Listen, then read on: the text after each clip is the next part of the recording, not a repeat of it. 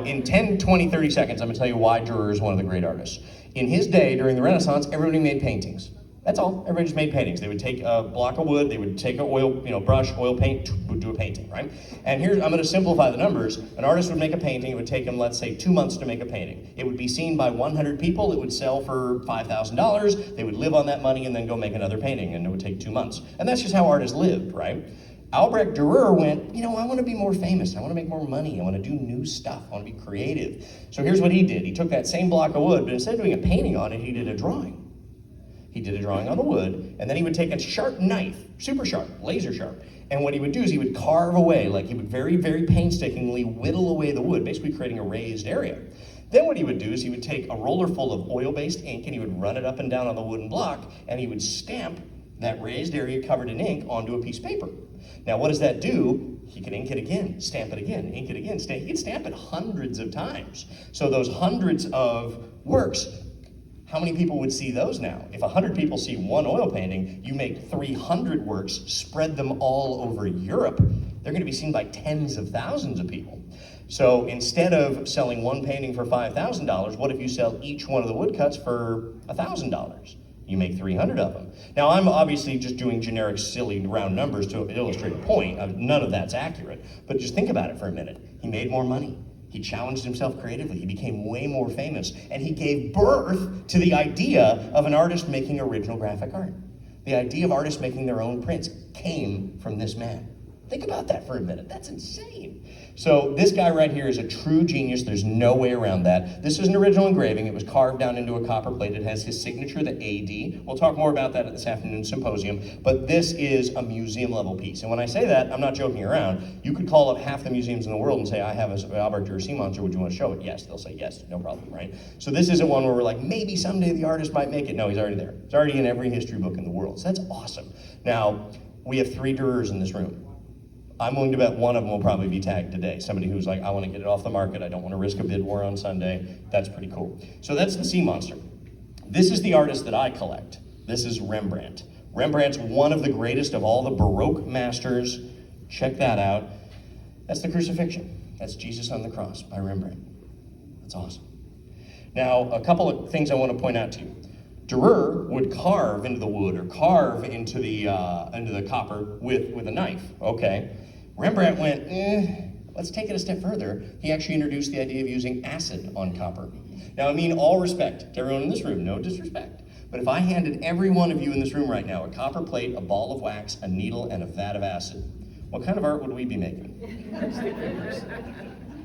I'd be like, all right, tic-tac-toe, like X, right? Like, seriously, how hard must it be to use acid on metal to be able to convey depth of field, movement, light, shadow, emotionality? Like, it's nuts. Rembrandt made 300 etchings in his lifetime. They were the greatest labor of his entire life. He literally loved etching. He painted for a living. He just punched a clock and painted. That's what he did. He loved to create etchings, and it's his passion. It was his favorite thing in the world. Now, of the 300 copper plate etchings he made, only 82 copper plates have survived the last 375 years. That is a lifetime impression, by the way. That was pulled by Rembrandt's hand in his house in Amsterdam. I've stood in the room where that was done. Yes, his house has been turned into a museum. You can go. That's phenomenal. A couple of comps for you. One of our competitors, a lovely auction house named Christie's of London, they sold a Rembrandt Christ crucified between two thieves for $1,777,000. Now, this was a long time ago, though. It was like 14 days ago. So, it's a really, really old comp. So I'll give you a more current comp. We at Park West last weekend had a Rembrandt etching sell at one of our VIP events. It was Ecce Homo, Christ Before Pilate, and it actually sold for, it was $398,000. So those are two recent comps for you of Rembrandt. Our competitor sold one, $1,777,000. We sold one, $398,000. By the way, I don't think I have a single Rembrandt etching over $150,000. In fact, I think I only have one that's over 100. We have some really incredible Rembrandt etchings. They are going to blow your mind. So I love that. Rembrandt, true genius. This is really the penultimate, though. You can't get any bigger than this artist. Okay, who could this possibly be?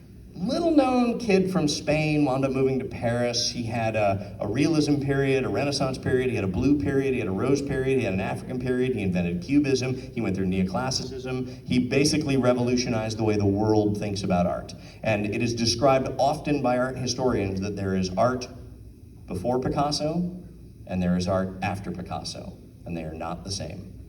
That's a quote from art historians. Think about it, how do we delineate current history? BC and AD, before Christ, Anno Domini, right? How do we delineate art history? Before Picasso and after Picasso. When people say to me, is this guy really a big deal? Yeah, Picasso is really a big deal. Yeah, this is an original Picasso from 1933 from the Suite Vallard. That is an original etching, generally considered to be the greatest series ever done by Pablo Picasso. This particular work showcases him. That's not a realistic self-portrait, that's how he felt that he looked.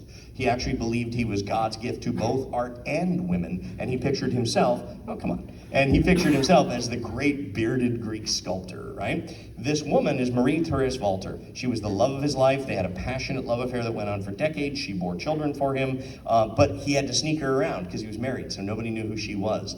And he actually darkened out her face in the 1930s. Well, nowadays we look back and we know exactly who that is. There's a wonderful story about the love that they shared and the journey that this work of art has been on. I would encourage you, come and talk to me about it, right? So and by the way, yes, signed by Pablo Picasso. When people say, is this really museum caliber? I was in the Hermitage about a year before COVID hit, and they had 5 Pablo Picasso etchings from the Suite Vallard on the walls in the Hermitage. You know how many of them had a signature on them?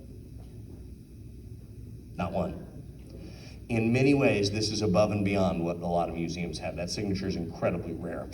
Can you get bigger than Picasso? He's the #1 selling artist who ever lived. He's the most famous artist who ever lived. He's in more museums than the other artist ever. He's had more books written about him than the other artist ever. Come up with any way to quantify the career of an artist, he wins. Like literally, if art was a game, he won, right? So if in terms of artists, I advise a lot of the top collectors in all of Park West on their acquisitions for their estates and for their families. There is no artist I would recommend to you more highly than Pablo Picasso. And last thought for you, I often have people that come to me and they go, well, he passed away like 300 or 400 years ago, right? Like it's, his art's really old. And I go, no, he was a very modern artist, passed away, roughly 5 decades ago, right? So we are one of the last generations that will ever get to collect the top Picassos, because almost all of them are now in museums. Anybody here ever tried to buy a work of art off the wall of a museum? What's gonna happen, right? You go to the curator of the Louvre, hey, how much for the, what are they gonna do? They're gonna go, that's funny. Security, remove them now. That's what they're gonna do. You can't buy them at any price. They're not available. So definitely a top recommendation for anyone looking for the best of the best. Last one, and then we'll hand it back to Rob and get on with the show. So this particular work is by a really fun artist, Salvador Dali, one of the great surrealist masters. Everybody loves him. He was a kooky, crazy cat. We get such a kick out of trying to dissect what he did. Now, I'll talk a lot about Salvador Dali as the weekend goes on, I promise. I'm a scholar of Dali. I know many of you are gonna wanna grab me and talk about these works. This one's a little bit more serious in subject matter, but it's probably one of the most poignant and passionate Salvador Dalis I've seen in my career. This is a very important moment for a lot of people. That is the Crucifixion by Salvador Dali. It's called Tolle Tolle Crucifagium. That is from the Sacra Biblia. Salvador Dali was commissioned by his best friend Giuseppe Alboreto to illustrate the Bible. These works were done over a period of several years using a technique that Dali invented called bulletism. And I'll talk about it more as the weekend goes on, but I just want to let you know that is a signed original lithograph, and it is so poignant the way that he was able to portray it. So check that out. We have 3 Salvador Dalis that'll be in the room today. 2 of them are hand painted. This is a really incredible collection. Do you have access to works like this on cruise ships? Certainly not. I want to let you know, I run our cruise ship operations. You'll see me in the back of the room every now and then. Rob mentioned it the other day. I kind of live on my phone. I don't actually, oh, hello. Oh, no, I'm not. Someone just asked me where I am. Am I available? No, I'm not. You'll see me on my phone all the time because I don't even do the cruises for VIP. Do you know why? I can't be out of touch from the office for that long. I can't. I literally can't. So I have cruise ship auctioneers that email me probably about 6 to 8 times per day, and I'll get an email that'll go like this. I have a collector from Park West on board my ship. They said they'll buy any Albrecht Durer that we have. They don't even care what the price is. Can you find me one? I get that email very regularly. What do you think I tell them? I say no. They are not for sale through the cruise ship platform. We do not sell them. They are held back for VIP only. You cannot acquire them that way. Same thing, for almost every Rembrandt we have.